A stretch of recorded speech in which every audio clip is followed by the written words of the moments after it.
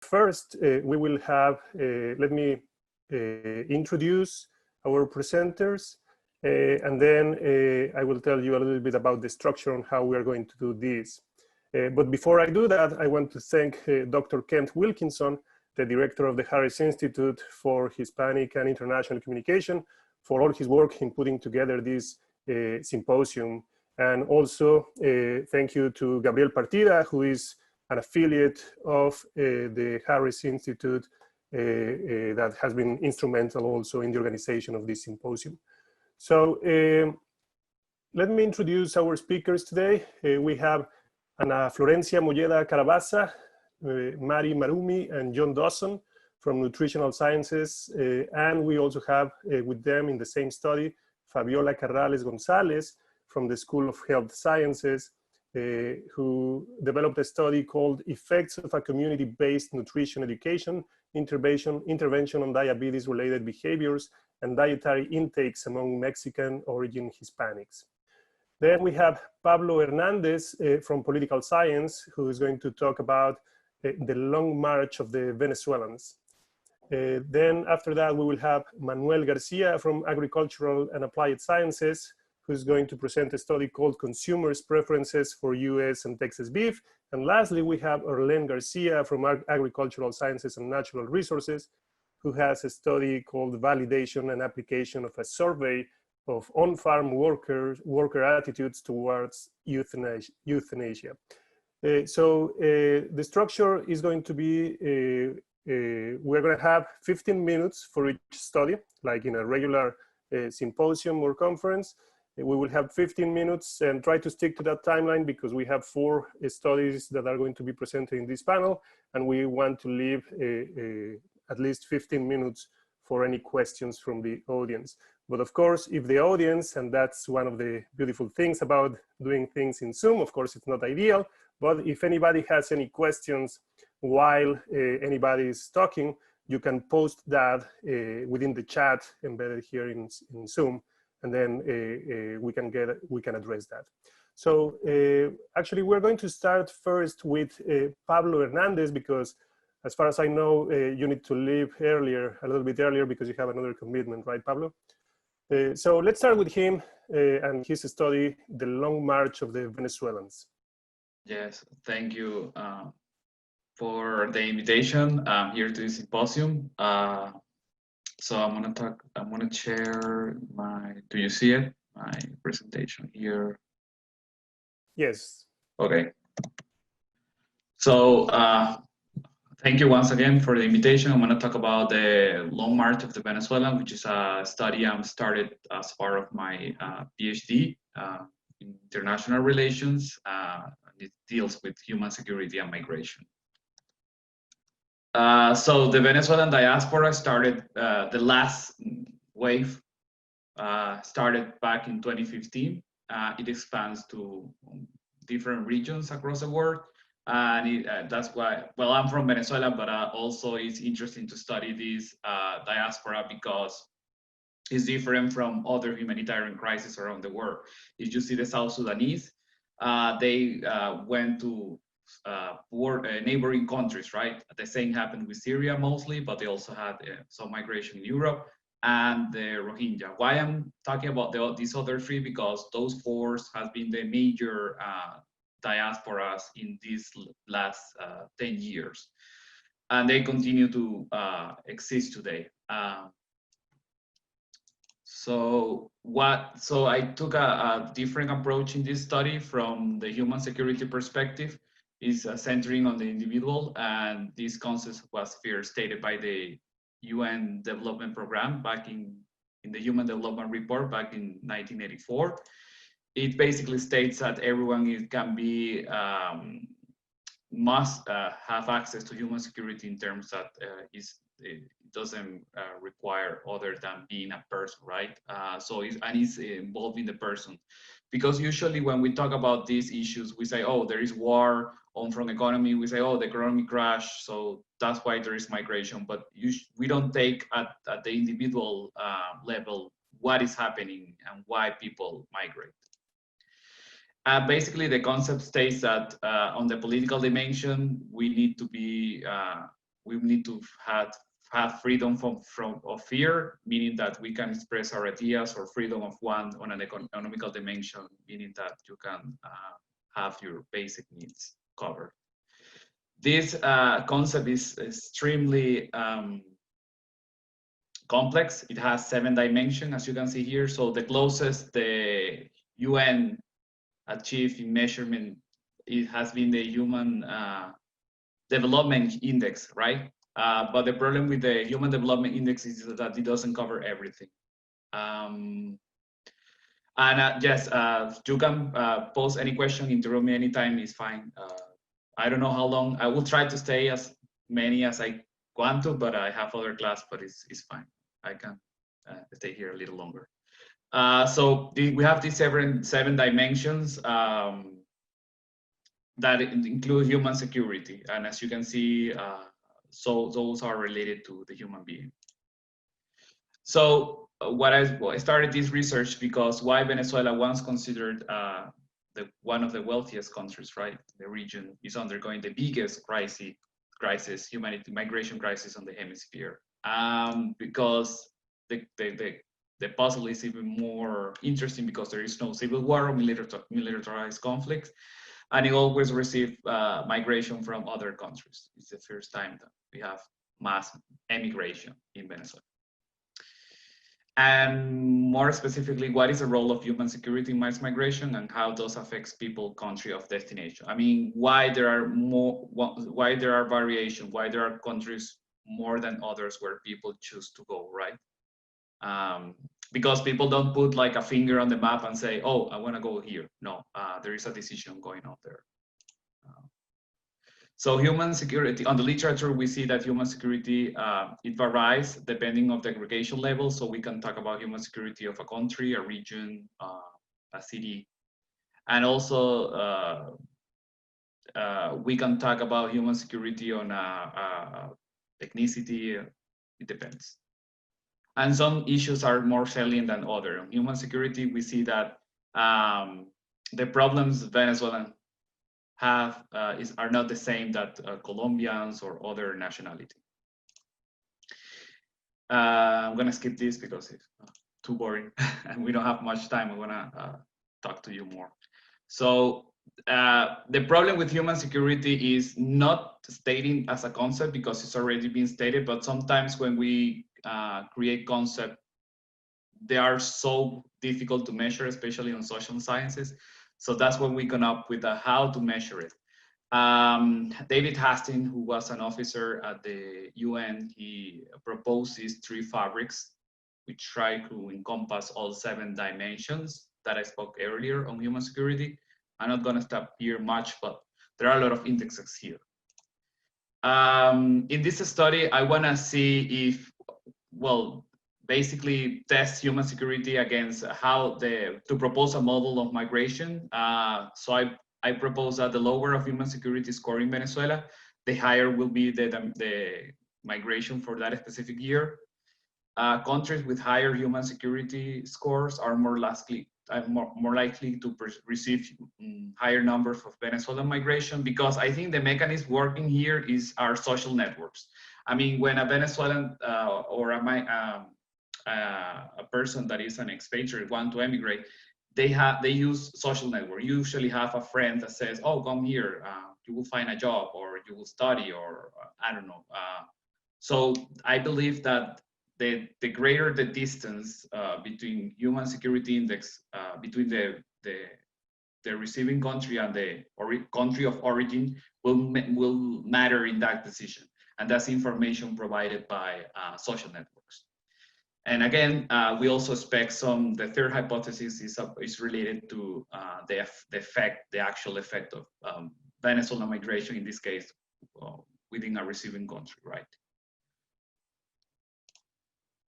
The data I took, I searched for migration data portal at the office, the Organization of International Migration, the World Development Indicators at the World Bank,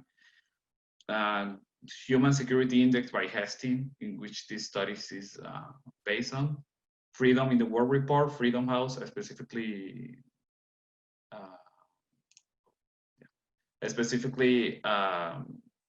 Freedom House, civil liberties, which are measured at the, because I wanted to use measurements that are more related to at the human level. So each of these dimensions, what I did is use one variable as a proxy. Like for health, I took life expectancy, food on percentage of undernourished population, and economic, and so on and so forth. For each of one, I created one of them because this is how I created the Human Security Index. And I standardized it using the data population for each variable. So it goes from 0 to 1.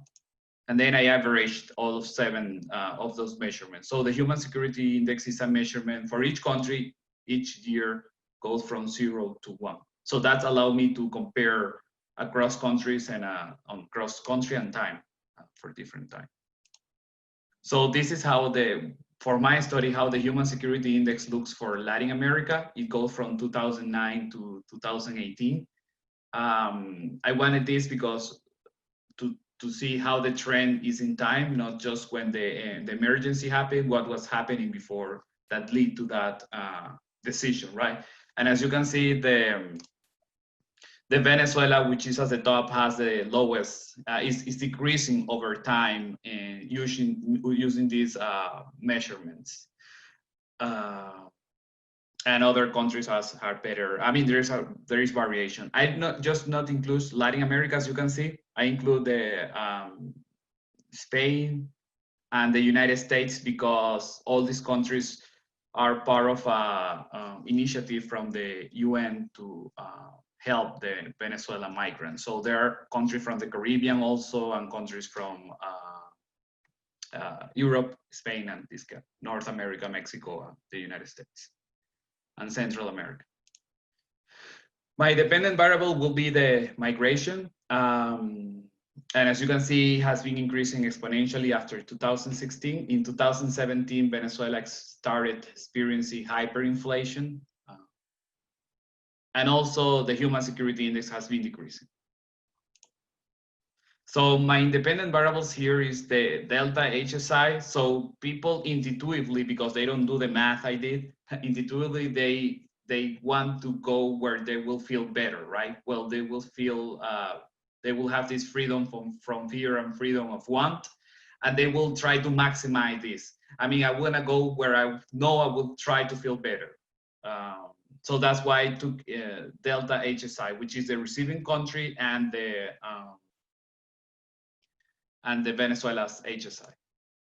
And also I control from the distance between capitals, whether they are neighbors or no. I control for the region and for population variables.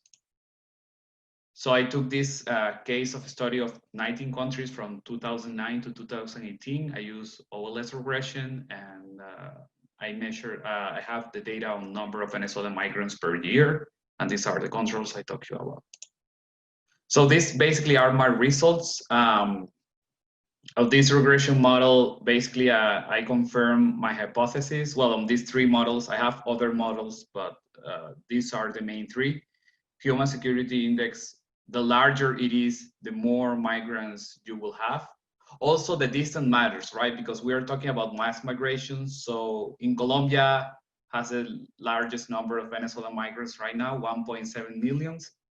And out of the total, the 5.1 million so far in 5 years.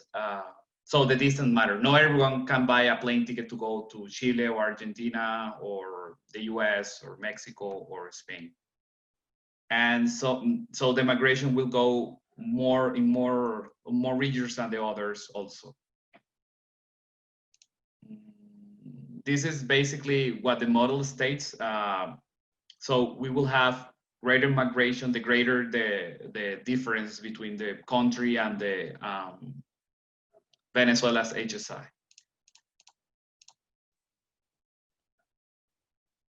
Someone is asking about the data set. Well, it's I compile this data set as I mentioned earlier. I can go back, yes. Did I put it here? Sorry.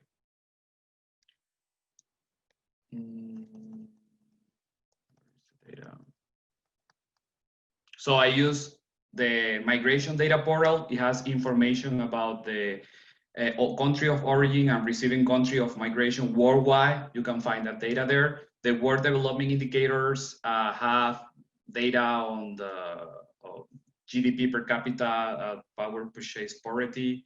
The Global Human Security Index has other variables I use, like the CO emission of carbon dioxide, and the Freedom House is for the dimension. Also, I use gender gap, which you can find. I didn't put it. I think it's here. Yes, the World Economic Forum is the. So I compiled these 7 variables from 7 different data sets, and the dependent variable I got it from the Office of the Organization of International Migration. Yes, it's not one data set. I had to compile from different sources. And finally, for my third hypothesis, as you can see here, so Central America and Caribbean countries are going to see their human security index more affected by the Venezuelan migration. And this is the reason is obvious. These are smaller countries, and the sudden migration can actually alter their health systems or their policy systems. So it's not easy to deal with the migration. For instance, in Aruba, 10% of the current population is Venezuelan. They have like 160,000 people live there. 16,000, around 60,000 are Venezuelan that came in these recent years. Further going, I don't know if I have more time, but I'm almost finishing. I would like to include other migrations in the hemisphere to test my model. Probably will control between trade, between countries, UN affinity score on a more political dimension, migration profile, whether the countries are more open to migration or not. These are already stated. Probably develop a game theoretic model to explain the behavior of governments. And finally, implement another measurements of HSI to see which one actually captures the measurement. I'm currently working on this is like the second chapter, is collecting funds for human crisis. I want to see there's difference, right?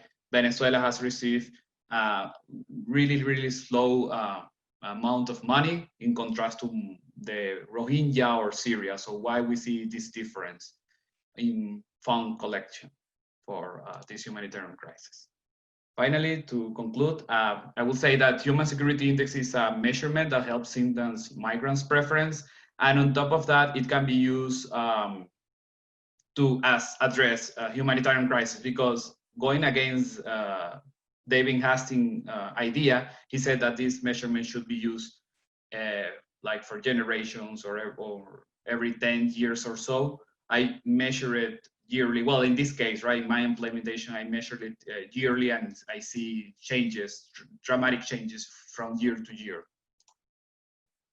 And it's hard to measure this concept, right? So it will also help countries signal how they can implement policies to deal with migration, and which areas are they, failing more on others, and which politics to implement. And of course, I will, this is only a country case, so this is the start of the study. I would like to study more to see what can I, where I need to go to see if I can create at least a middle range theory on humanitarian issues like this. Thanks. So since Pablo needs to go in a few minutes, does anybody have any questions for him before he leaves? Are we good? All right, so thank you, Pablo, for that. I think it's interesting, and let us know when you have the deliverables of your project.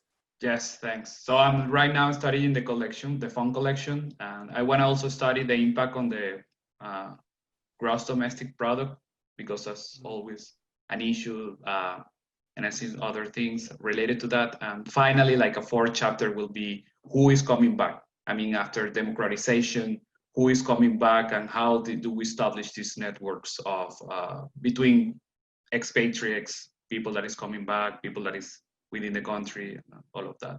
Yeah, so, yeah, that's very interesting. And I wonder if you would find, because I have a few Venezuelan friends myself, and some of them who are living abroad, I mean, in different parts other than Venezuela, you can see that the mentality is a little bit different in comparison to a lot of people who are still in Venezuela. So I wonder if there is something to explore in that direction. Yeah, thank you so much for that, Pablo. Okay, and thanks. yeah, we'll keep in touch. And now we're gonna continue with Ana Moyeda-Carabaza. She has a study called The Effects of a Community-Based Nutrition Education Intervention on Diabetes-Related Behaviors and Dietary Intakes among Mexican origin Hispanics. So please, Ana, whenever you're ready. Yes, thank you. Can you hear me? Yes. Okay.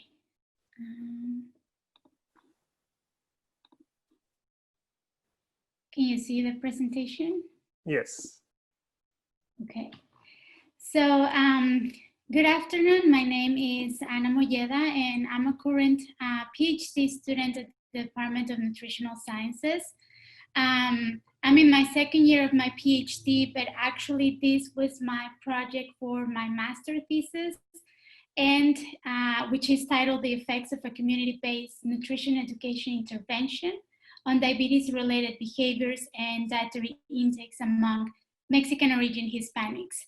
As I mentioned, this was my master thesis, and it was actually a collaboration between Texas Tech University and the Universidad Autónoma de Coahuila, which is located in the north of Mexico.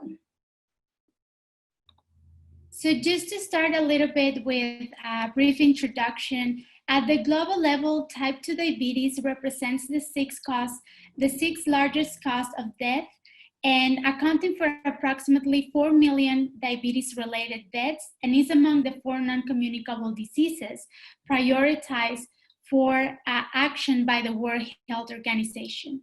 According to the Organization for Economic Cooperation and Development, or the OECD, Mexico and the United States are among the top 3 countries with the highest prevalence of diabetes.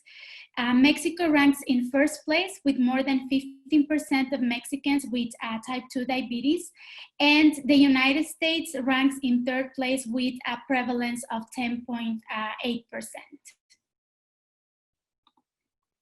Looking at the prevalence at the national level, we can identify that actually Texas has a prevalence of 11.2%, which places it among the highest prevalence rates, the states with the highest prevalence rates in the United States. Similarly, Coahuila in Mexico was among the states that had the highest prevalence of diabetes, with 12.3% of the adults being diagnosed with such disease in 2018. What I want to highlight from this slide is that if we compare these 2 states that are actually bordering states, we can see that the prevalence of diabetes is very similar within between these 2 states.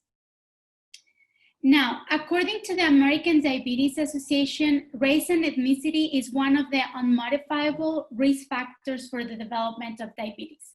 Now, Hispanics, the largest minority group in the United States, have a higher prevalence of diabetes than non-Hispanics whites.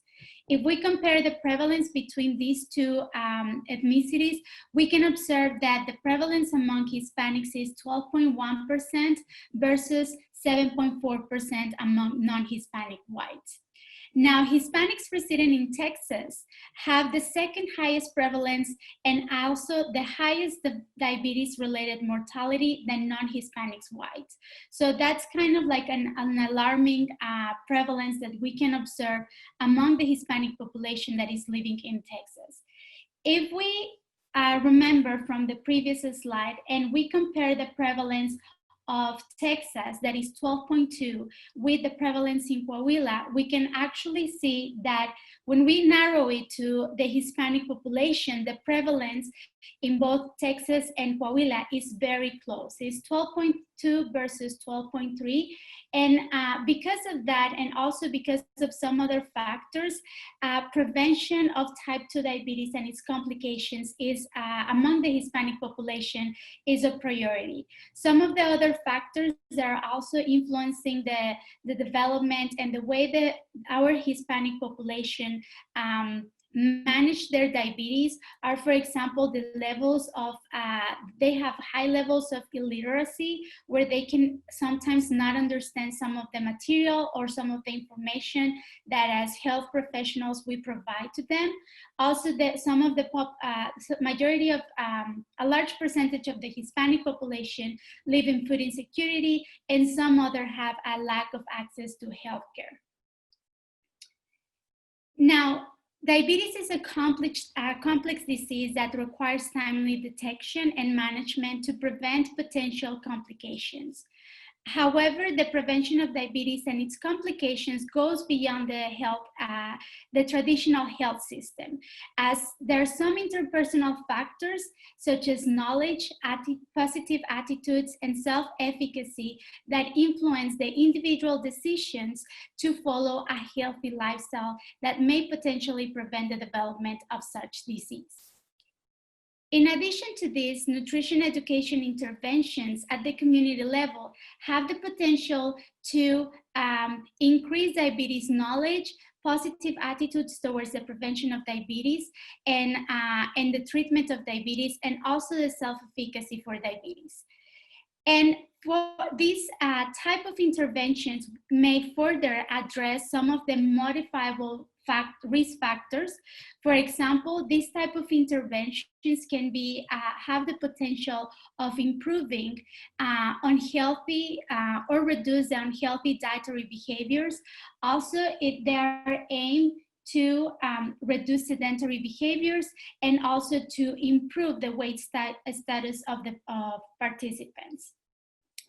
Now, when we were looking at some of the things that we need to incorporate in these type of interventions, we identified that to develop an effective nutrition education intervention that aimed to change some of those diabetes-related behaviors, then we need to include a specific information. For example, some studies were arguing that face-to-face interventions are more effective than if we use online interventions, specifically with the Hispanic population. Also employing cognitive reframing techniques and utilizing behavioral theories.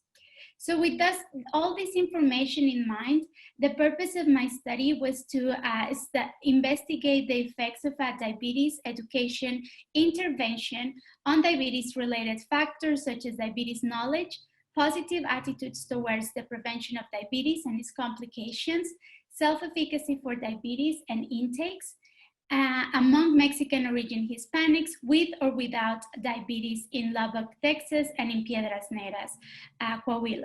Now, Lubbock, we all know where Lubbock is located, but I just want to clarify where Piedras Negras is located, which is one of the bordering cities with the United States. I think in the other side is Eagle Pass, the country in the side of the United States, but we were working in the side of Mexico for this study. So the methodology was the following. This was a one sample perspective study that consisted of an intervention group with a pre and a post design. The study population consisted of Spanish-speaking Mexican origin Hispanics, adults aged 19 years or older that were currently living in Lubbock, Texas, and in Piedras Negras with or without a diagnosis of diabetes. For the recruitment, in the case of participants from Lubbock, we recruit them to be using some flyers that we deliver in 2 churches here in Lubbock. And in Piedras Negras, the approach was a little bit different. We tried to recruit some of the participants using the similar flyer, but in 3 community centers. The main outcomes of our study was to assess diabetes knowledge attitudes towards the prevention of diabetes and its complications, also the self-efficacy for the prevention of diabetes and its complications, and lastly, dietary intakes. For the development of the intervention, we use the nutrition education design procedure. Now, this procedure involves 6 specific steps that help us to translate research into effective real-world educational applications.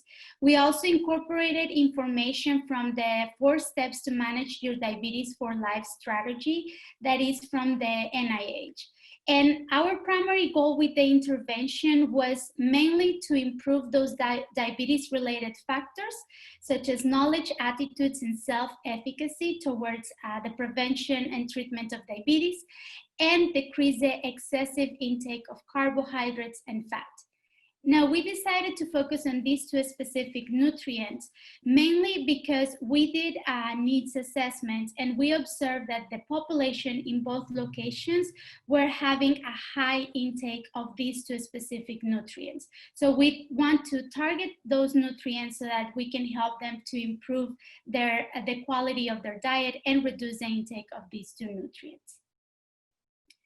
The intervention consisted of a weekly 2-hour diabetes education session. This was delivered in Spanish for a period of 4 weeks. The intervention was influenced by 3 constructs of the theory of plant behavior. We decided to use this theory as previous studies have demonstrated that intentions to adopt a healthier eating behaviors among adults are predicted by attitudes, subjective norms, and perceived behavioral controls. Now, in your screen, you're observing the timeline that we use for the intervention. So 1 week before the intervention and 1 week after the intervention, those 2 weeks were the periods when we conducted the assessment. In between, we conducted the intervention that had a duration of 4 weeks, and we provided information about diabetes, diabetes consequences, nutrition and physical activity, and also your routine care. In each one of the lessons, what we try to incorporate is different activities that help us to target some of the constructs that we were trying to incorporate from the theory. The way we try to address these constructs were by using some of the following examples. For instance, for attitudes, to address attitudes towards the behavior, we incorporated some brainstorming activities to identify positive and negative outcomes related to the prevention and management of type 2 diabetes. Then, to address the subjective norm, we included discussions about their own beliefs and the beliefs of their family and friends in relation to the prevention and management of type 2 diabetes. We try to incorporate this specific norm in our population because probably, as you have already read, as Hispanics, we kind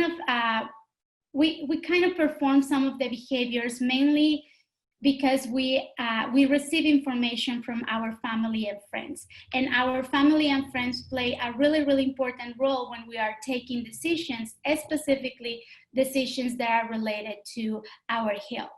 So we try to address some of those beliefs and try to clarify some of the beliefs that the Hispanic population have in regards to diabetes and the prevention and treatment through those activities. Then, to address perceived behavioral control, we incorporated experiential learning activities such as tasting sessions. The tasting sessions were mainly with Mexican snacks, but Mexican snacks that were more healthier and that they could easily do it at home. And we also incorporated a cooking demonstration of a Mexican dish, but that it was kind of like going with the recommendations that we were providing to them. Now, the sessions were delivered by trained bilingual dietitians who follow the health literacy principles for effective communication. For the data analysis, we just did descriptive statistics to look at the population characteristics in the two localities. We also use linear models to assess the change in scores of diabetes-related factors after the intervention. And we also use linear models to look at the differences between countries in the change of scores after the intervention. The results were the following. We had a total of 35 participants that initiated and completed the diabetes education intervention. 12 were from Lubbock and 23 were from Piedras Negras. A majority of the participants were between 40 and 59 years old and also 60 and above. Most of the participants had completed either junior or high school. In regards to the weight status of our participants, more than half of our participants were categorized with obesity, and majority of the participants reported a diagnosis of diabetes. But we still had a few cases of participants that didn't have diabetes, but they were willing to learn about diabetes because they had a family member or a friend that had diabetes. In this table, I'm showing the results of the intervention, and what we found was that after the diabetes education intervention, there was a significant increase in participant scores in diabetes knowledge, positive attitudes towards diabetes, and self-efficacy for diabetes. Additionally, we observed a significant decrease in the consumption of the portions of grains and also portions of fat. When we analyzed for the differences in the change of scores between the two locations, we observed that participants from Piedras Negras had a significantly greater improvement in the positive attitudes towards the prevention and treatment of diabetes.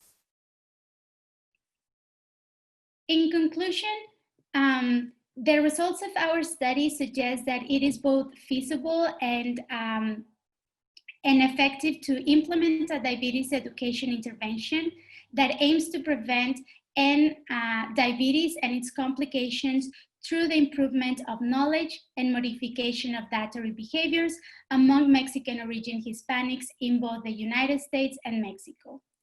Additionally, the effectiveness of the intervention in modifying diabetes-related factors and dietary behaviors implies that the use of a nutrition education design procedure, the incorporation of Mexican cultural features such as the cooking, the dishes that we incorporated, or the snacks that we incorporated, and the implementation of the intervention using Spanish language are important factors to consider when developing diabetes education interventions among Hispanics. This study has important implications that might advance the practice of community-based diabetes education interventions among Mexican origin Hispanics adults in both Texas and Mexico. The results suggest that interventions are more likely to change behavior when they address upstream and midstream factors such as knowledge, attitudes, and self-efficacy. Also, another implication is that it is critical that health professionals address an individual's belief system and attitudes when attempting to modify lifestyle behaviors. Some of the other things that we would like to recommend is the use of theory in guiding interventions that target psychological variables such as social norms or attitudes. And lastly, community-based interventions of this kind may suggest to be a more efficient approach to combining diabetes both among the general population and a population that is at a greater risk. And with that, that's all for my presentation. Thank you. Thank you, Anna. And before we move forward, there are a couple of questions that maybe it would be good to address right now, otherwise we may forget them. So Dr. Ken Wilkinson is asking, what potential do you see for using standardized health messages in reaching at-risk populations in the two cities?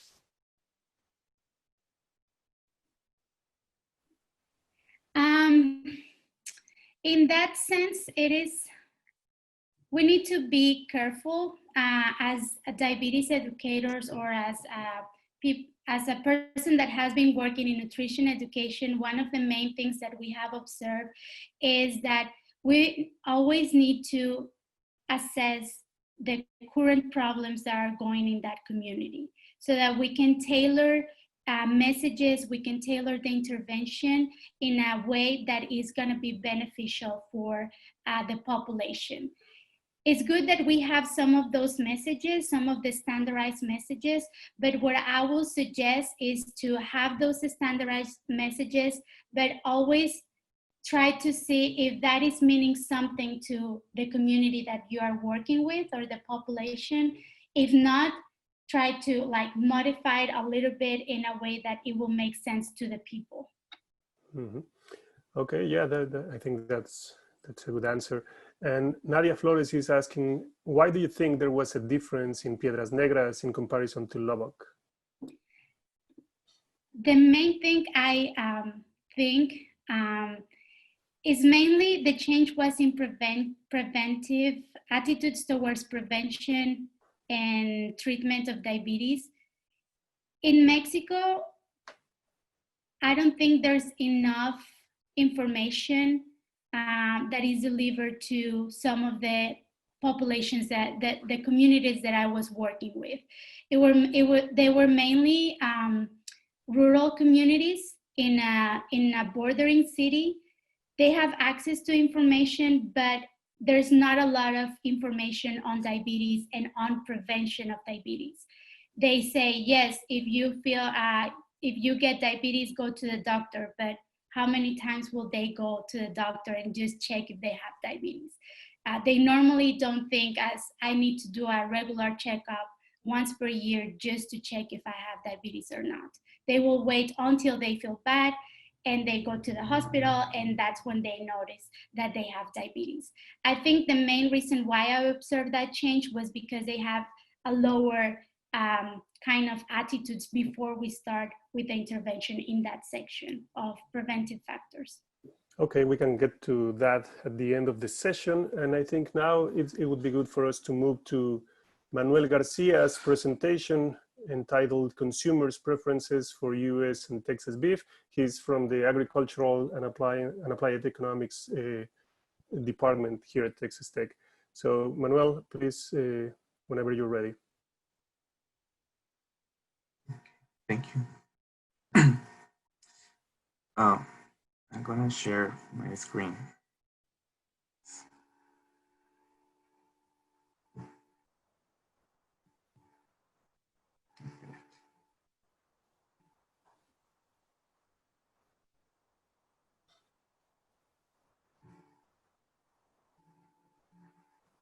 Are you good? Yeah, I'm trying to share my presentation. Oh, There it is.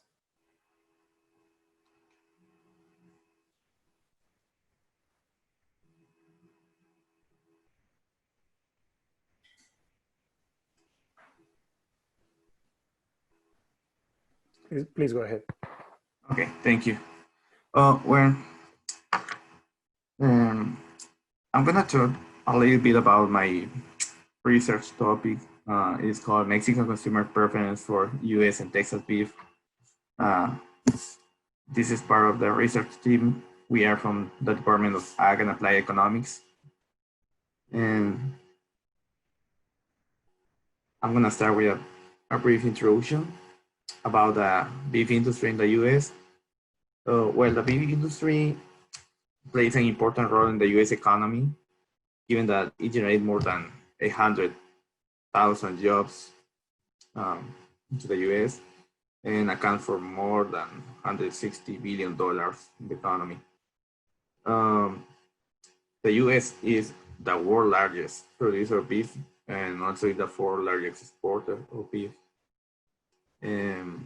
Texas plays an important role in this in the cattle industry, given that in 2015, Texas has the most cattle inventory in the US. It was 13% of all the cattle and calves in the US. But the industry is facing some challenges. One of these is the decline of the domestic consumption. So we can see in the middle of the 70s, there was 90 pounds per capita of consumption. And in the 2015, this declined to 50 pounds per capita. Also, the international competition for export market with countries like Brazil, Argentina, Nicaragua, and Central America, in Mexico, is an important factor for, is a challenge for the market. In this sense, Mexico is playing an important role for the beef industry, for the U.S. beef industry, given that Mexico is the third largest export market for the U.S. beef. In 2018, we found the U.S. meat database that the export account for more than $1 billion in Mexico. So the study, we are trying to propose a strategy to overcome this problem. The strategy is based on 2 points. The first is to create international marketing and promotion activities to promote this U.S. beef brand.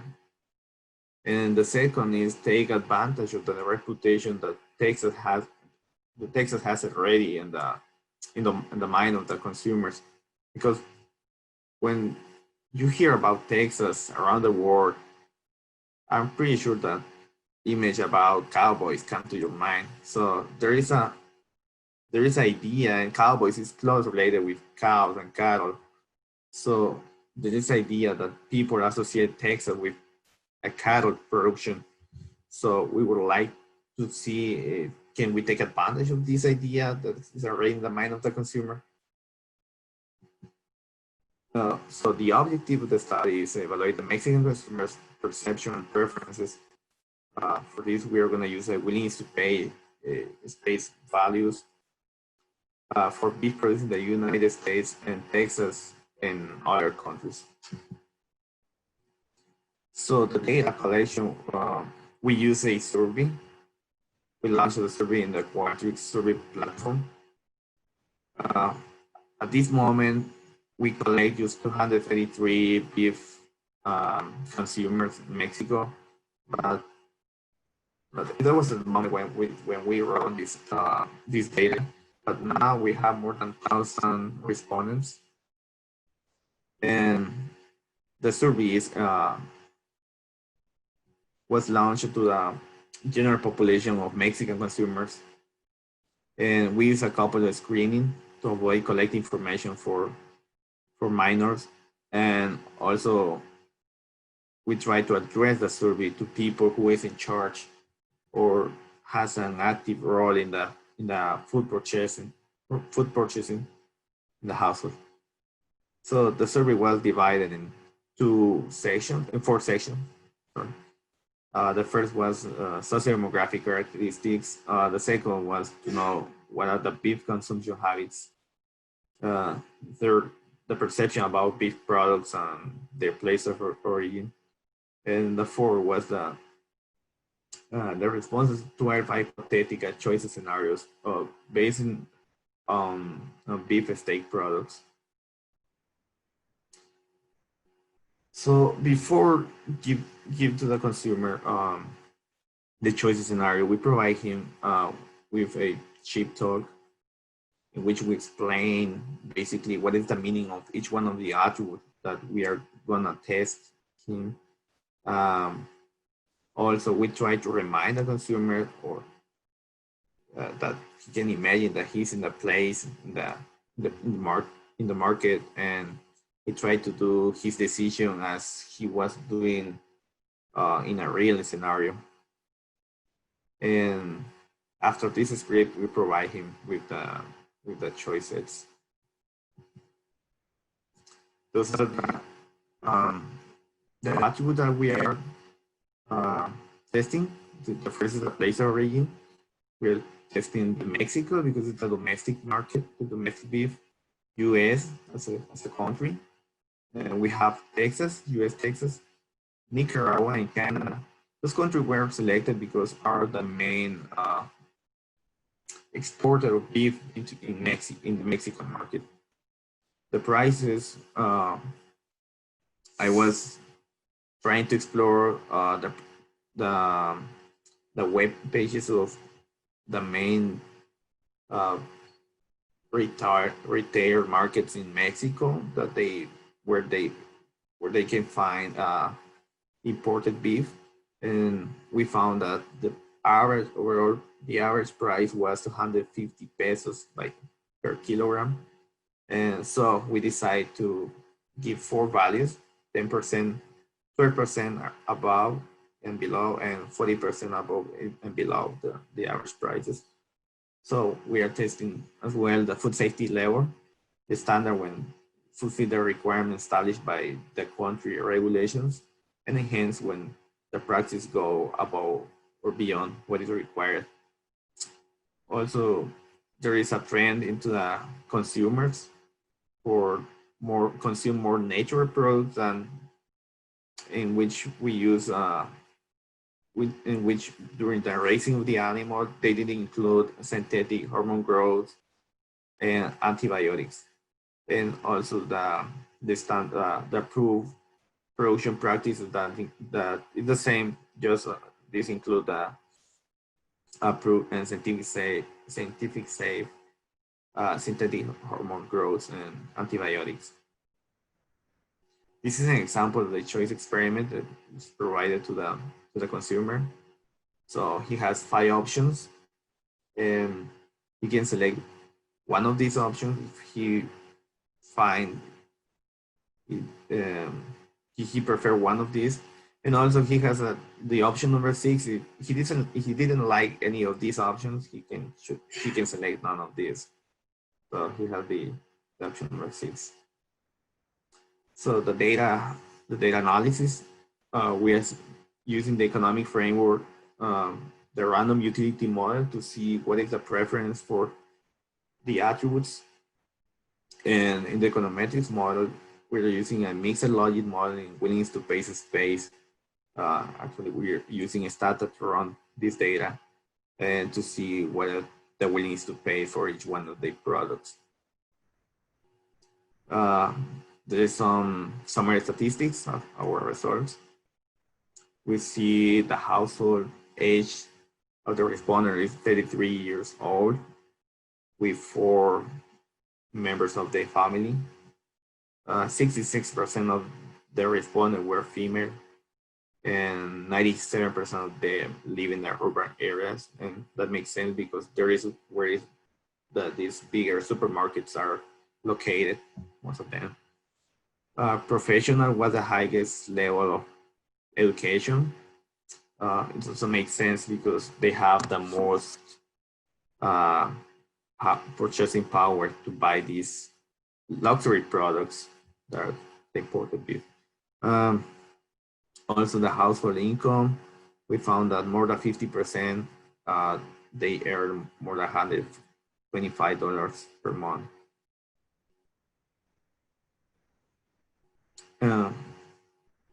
In this table, we can see how much they spend in his income on food.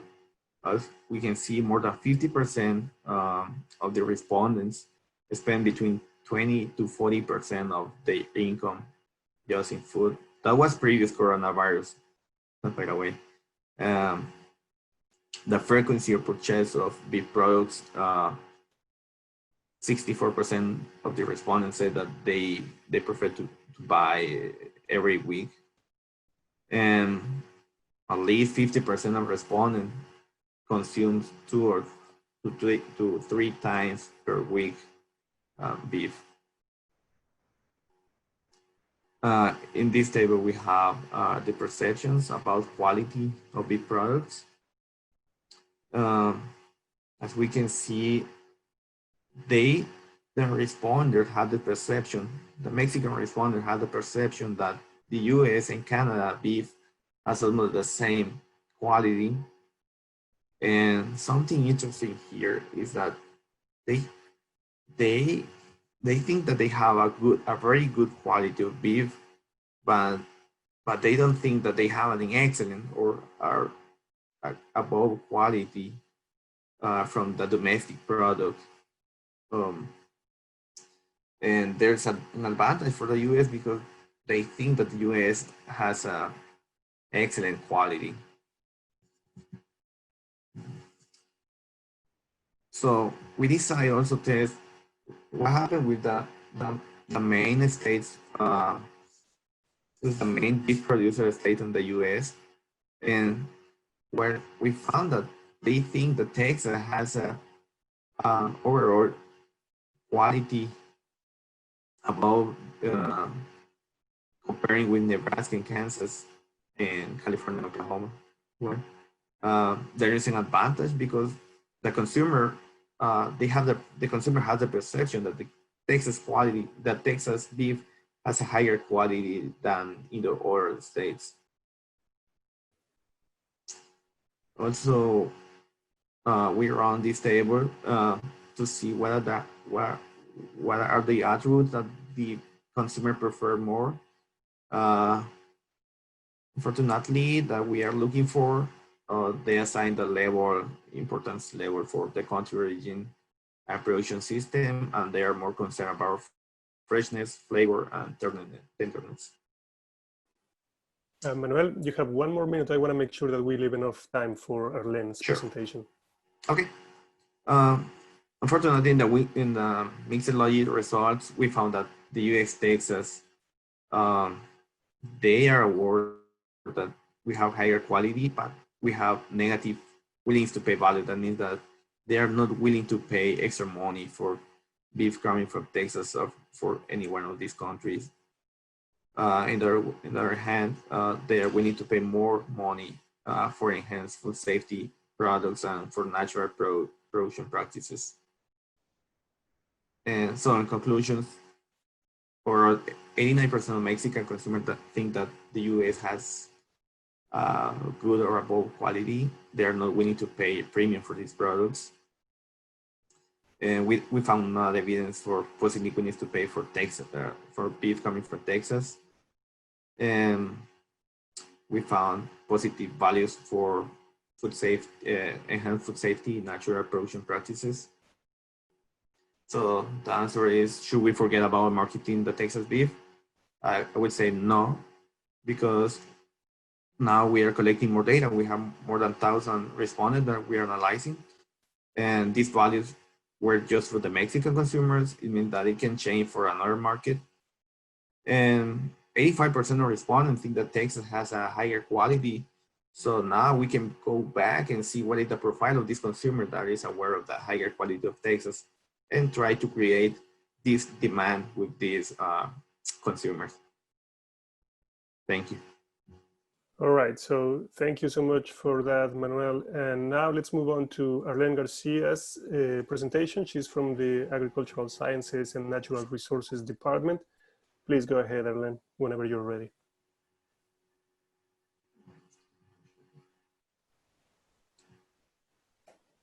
Arlene? Oh, yeah. There it is. Yes, perfect. Hi. Oh, sorry about that. It kind of started on the wrong slide. Let me see if we can back this up. Okay.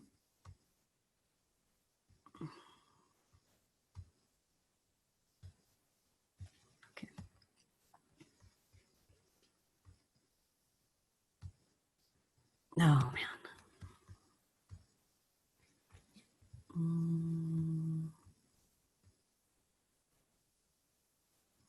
Are you good? Yeah, I don't know why it's starting on the wrong slide. Let's see. Can you guys see that? Yeah. Okay. Okay. Can you see it now? The beginning of it? Okay. Please go ahead. Well, my name is Arlene Garcia Marquez. I hope everybody's doing well today and staying healthy. I work at the Department of Animal and Food Sciences. I'm a research assistant professor there. And my area of study is animal welfare, behavior, and physiology, but I focus on swine welfare. I'm also a multi-species animal welfare auditor. And so I do national animal welfare audits at different farms. Most of my clients are Whole Foods, Walmart, these big companies that require that these farms meet animal welfare standards. And so today I'm going to talk to you guys about the barriers for Hispanic employees in agriculture. And then I'm going to talk to you guys about a study that that's currently on hold. It's called Validation and Application of a Survey of On-Farm Worker Attitudes Towards Pig Euthanasia, focusing on Hispanic caretakers. And then I'm going to talk to you about the path for success, or what I believe is the path for success. And then this is a little pig that I was holding at a facility. Luckily it was asleep, otherwise I'd be deaf right now. But so some of the barriers are that training of the Hispanic workforce can sometimes be difficult.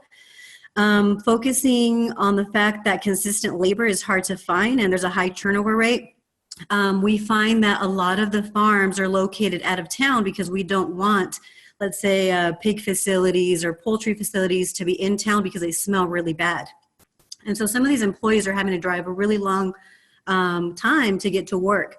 For example, at JBS over in Dalhart, sometimes it's a 2-hour drive for people that live in New Mexico. So it's really hard to retain these employees. So again, a high turnover rate, and there are a lot of cultural barriers. So it's critical to explore cultural differences and caregiver attitudes, values, and beliefs. So I, as a Hispanic, when I was young, my parents owned a lot of livestock, pigs, goats, cattle. And so anytime there was a sick animal, let's say a piglet, my mom would do anything in order to not euthanize that animal. I mean, she'd give it vinegar, she'd give it garlic, she'd rub its stomach with castor oil, anything. I mean, even death was scared of her alternative medicine. And so she didn't like to euthanize animals, and my dad didn't like to perform euthanasia because he didn't have to dispose of the animals. Well, in commercial facilities, it's very difficult to actually treat these animals with the type of medicine that we do with our animals, right? And so it's very difficult for them to apply individual animal treatments. And so they're typically treated as a herd. And then those animals that have a low probability of survival are typically euthanized. So right now there's a really big gap in the knowledge of why people are not performing euthanasia. And that's basically what I'm trying to understand. And so another thing is that there's constant need for individual and farm level training, and this has been reported since the 1990s. I mean, because there are currently so many animal welfare standards and they change periodically, it's really important that these farms train their employees and make sure that they understand that level of training because they're audited on that.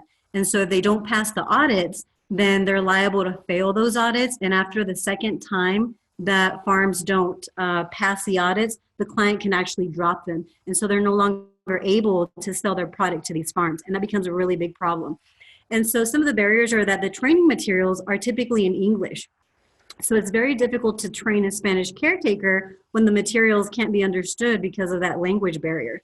And so it's really important that these be provided in Spanish. Also, the training materials don't meet the educational level of the employees.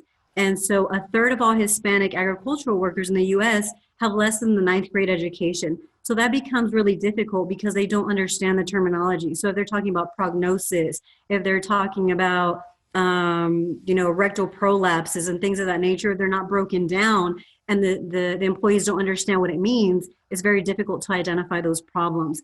And so one of the largest issues is that we hire college educated employees to take management roles, but they're unable to communicate properly because they either don't speak Spanish or the level of training that they're offering is too advanced.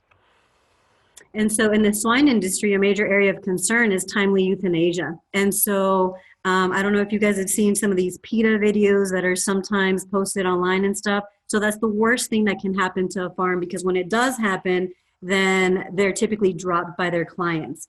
And so if you notice on this picture, this is an animal that we identified on farm while we were doing a research project. And because our goal is to do research, we're not there to tell employees what to do or anything like that. We identify the animal, let the caretakers know, and then they handle the situation. So this is something that we don't want, you know, activists to see. And so we have to take care of things like that to prevent those problems in the future. And so animals with a poor prognosis, that means that they have a low probability of surviving, should be humanely euthanized. And so these euthanasia guidelines are going to be provided by the animal welfare standards, which are going to be determined by the client. And so it depends on what animal welfare tool they want to use to actually audit that farm. So our goal is to prevent further suffering and to promote good animal welfare.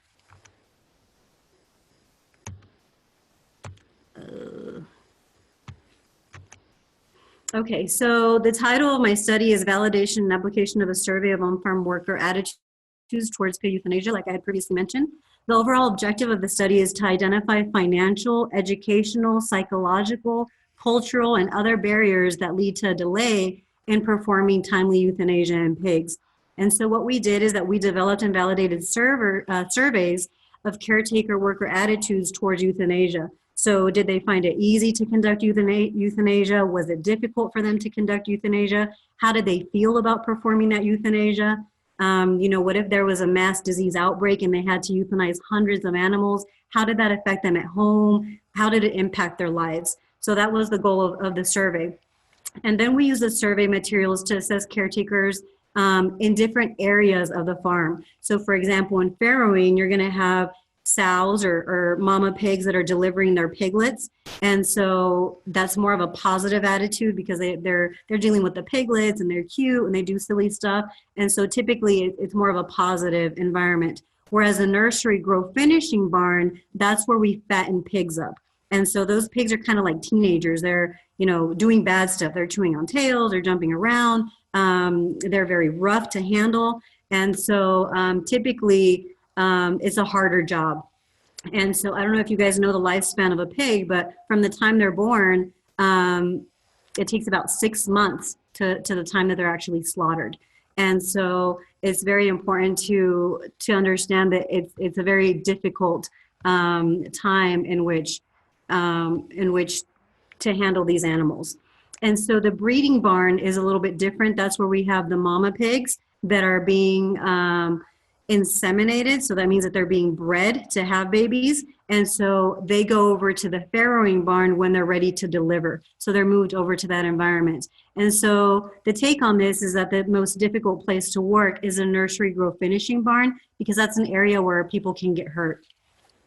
And then we are going to utilize focus groups to better understand psychological impacts on caretakers when performing euthanasia. So we'll have a group and then they can discuss different things that have happened to them in their experience, why they didn't perform euthanasia, and things of that nature. So euthanasia just means that they're going to put the animals down to prevent suffering. And so hopefully this will establish a framework for future intervention strategies to improve animal welfare, caretaker morale, mental health, and job satisfaction. Goodness. And I can't move this slide forward.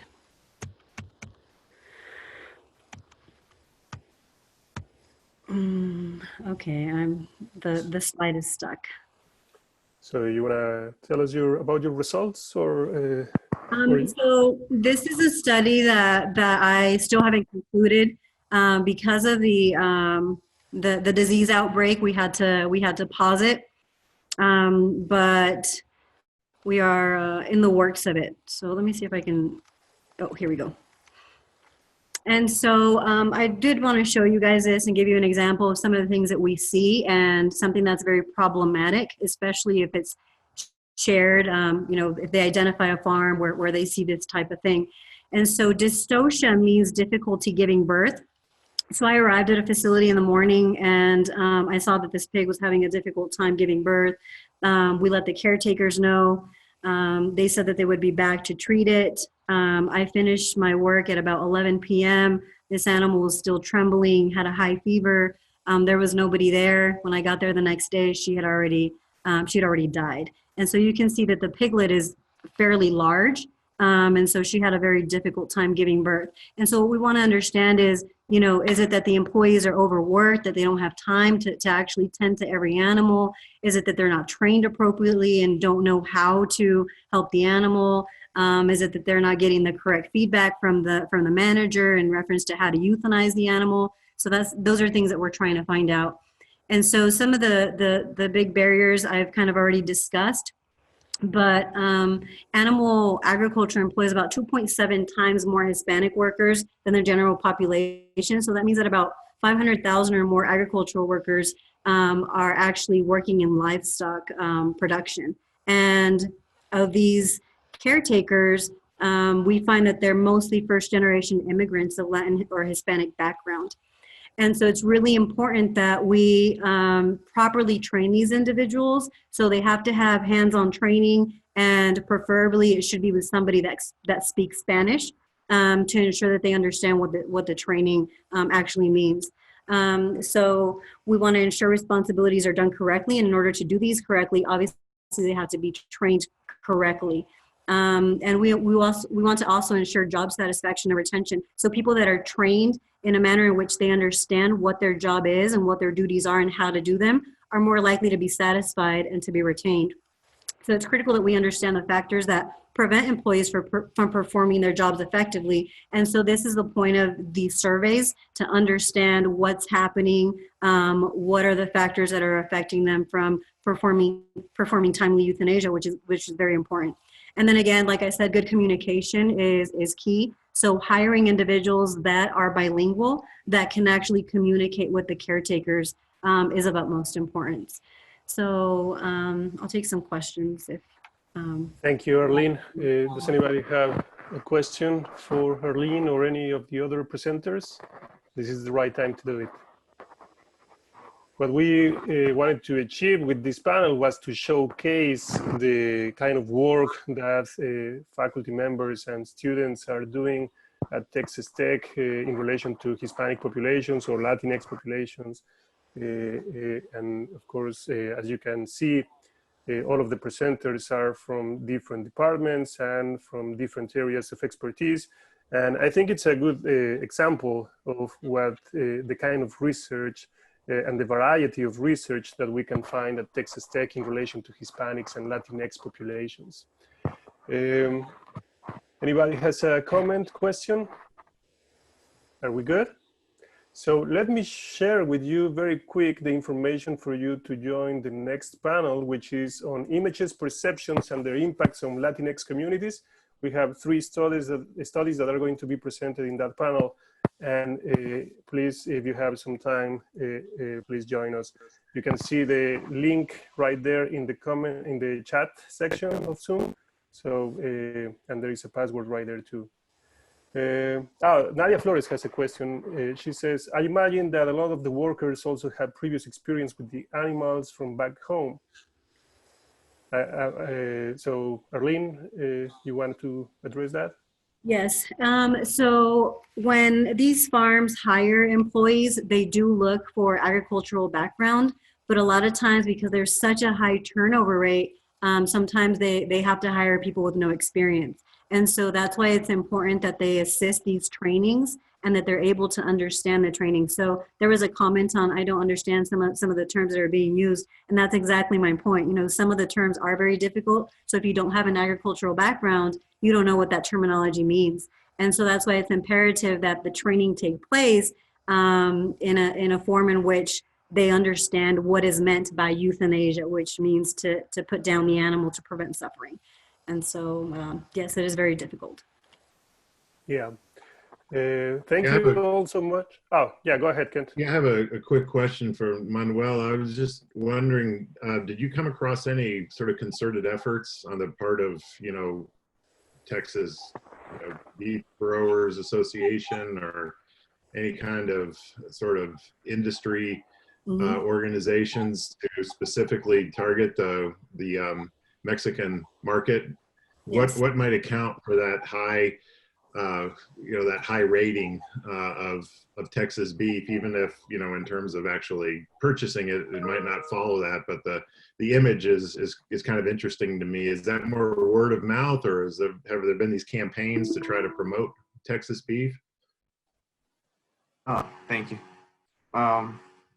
Where we are pursuing through this research is if we can create, if we found positive values, premium values for the beef coming from Texas, in the future, we can, because we have to send all the resources to the rancher of Texas. They're financing our project, so hopefully we can get a premium values, and in the future they can create a specific brand for the marketing of the Texas beef, and in this case in the Mexican market. But that's the idea that we are trying to achieve with this project.